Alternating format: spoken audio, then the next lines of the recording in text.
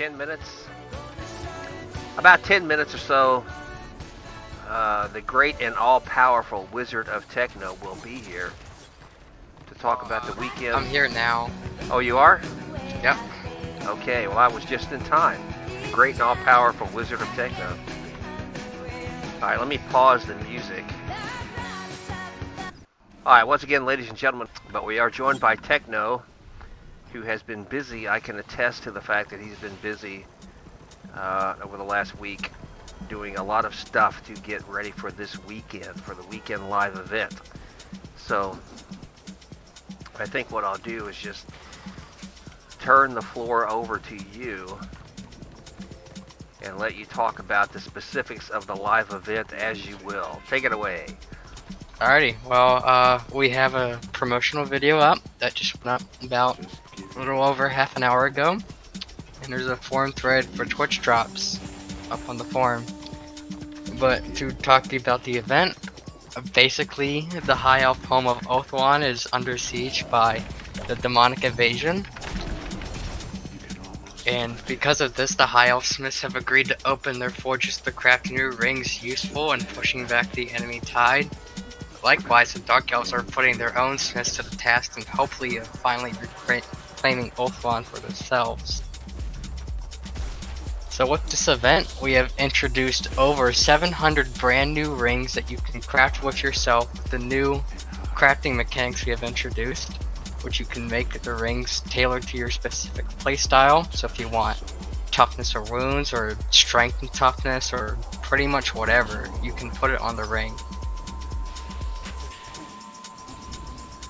To create a ring, go on.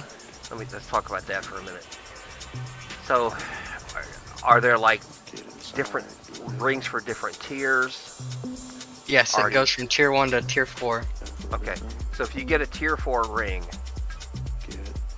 will it have like basic numbers on it that you choose, and then you build up from there? Is that how it works? Kind of. But basically, once you get up the first task in the Tome of Knowledge with the live event, you have one of 3 options you can pick, which is ore refining, artificing, and jewel smithing.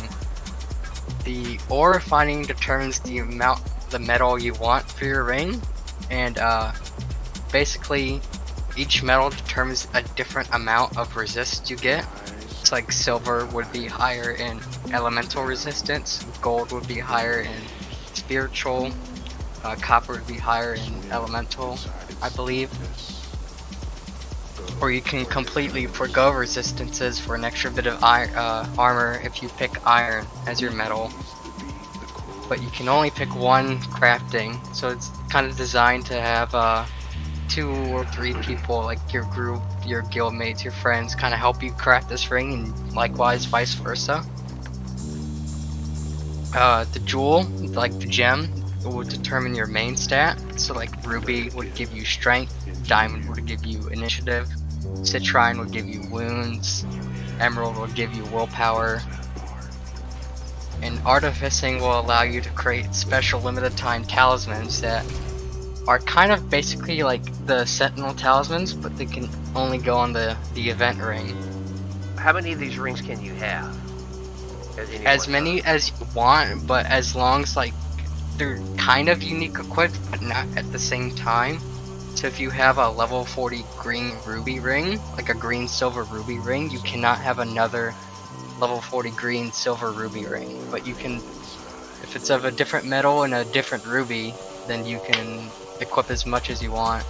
Well, up to the jewelry slots you have. And where would these rings go on the paper doll?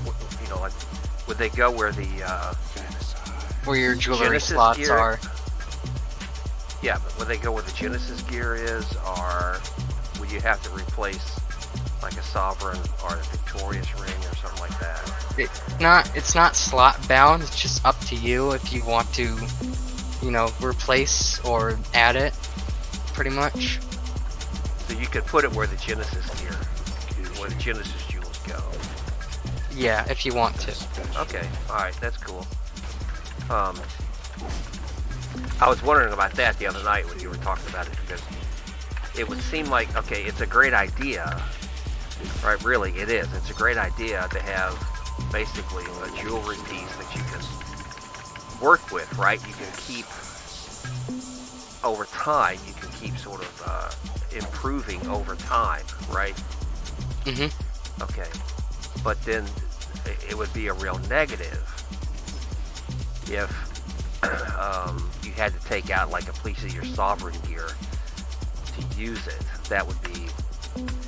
So I'm glad that I'm glad that it will slot in where the Genesis gear goes. And so theoretically, could you slot more than one of these, or only one? You can slot multiple. You can slot multiple. Yeah. Okay. Okay. Now, how would you acquire them initially? How do you acquire the, like, whatever the beginning item is? How do you get that? You get it through your Tome of Knowledge in the first reward. From doing live event stuff? Yeah, live event tasks. Okay. So basically it's a new crafting tree, I guess, right? Yeah, pretty much. Now, is there a limit? Let's say you had a ring that you started out with, just for numbers, let's say you started out with plus 10 strength, plus 10 toughness. From what I get from what you're saying, you could craft that up to say like plus 20 strength, plus 20 toughness, and then plus 30 strength, plus 30 toughness. You could keep crafting it up, right?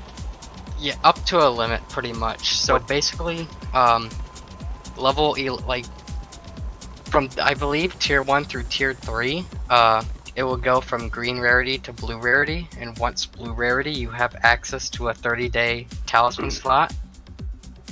And once you get it to, like, you can't upgrade from a tier 3 blue ring to a tier 4 purple ring, for example. You have to have it be the same level. So if you want a tier 4 purple ring, you'd have to get the tier 4 green ring, then the tier 4 blue ring, then the tier 4 purple ring.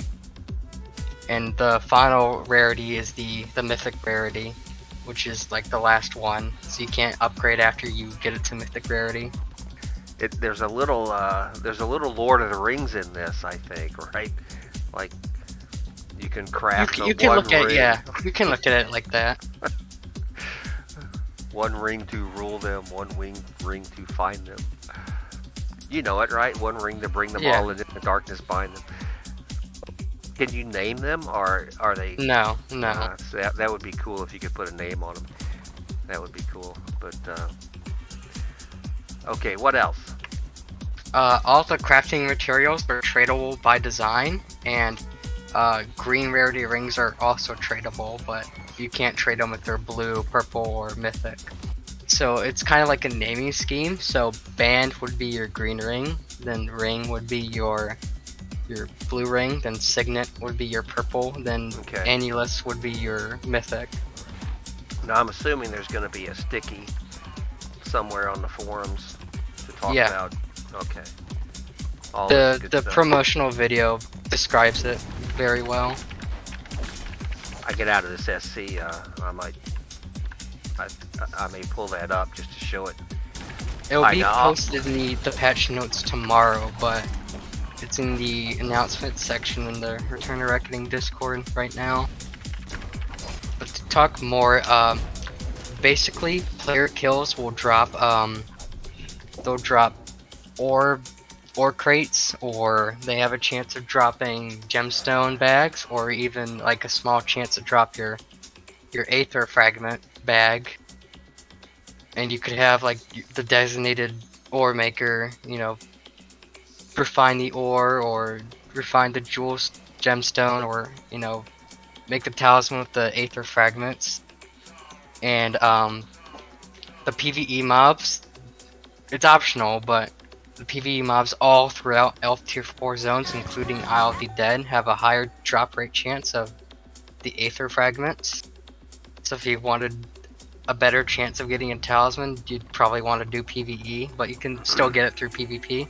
There's certain spots throughout every elf zone that will have a demonic invasion happening. After the live event is over, I'm guessing these rings are still craftable at that point? for a little bit after the live event, but once a live, like the rings are permanent, right? The talisman slot is temporary, but after the live event, you won't be able to go out and get the fragments again and craft. Until what? At some point in the future? Yeah, when the event rolls back around. Event rolls around again. Okay. All right, because see, that's an important point, and I'm sure that's in the video, or will be, will be talked about in the thread. But there's a few more things. Go ahead. Over 20 new dyes have been adding, and 6 are specular. They add a shiny reflecting layer to gear that supports it.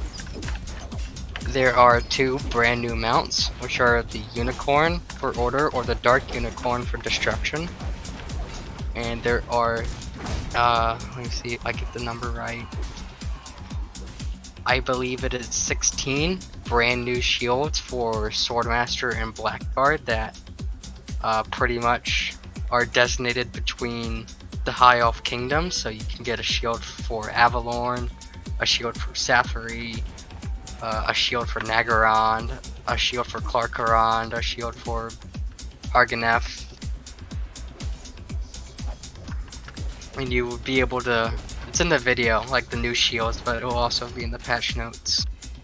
Has the live event SC been chosen yet?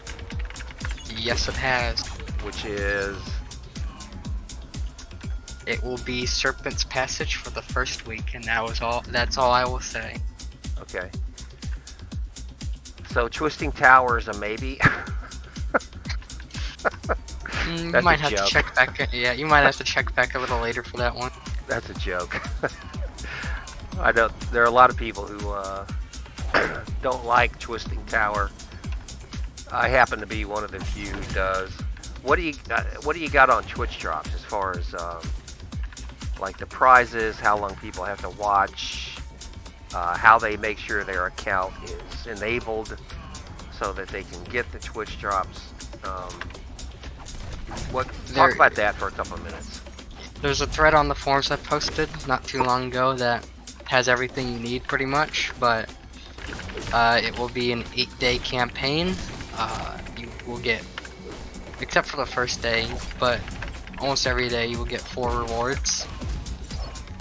3 of them are random, but the 4th one is guaranteed, and pretty much for the 22nd you'll get 100 gold as you're guaranteed, and the next day 100 war crest, and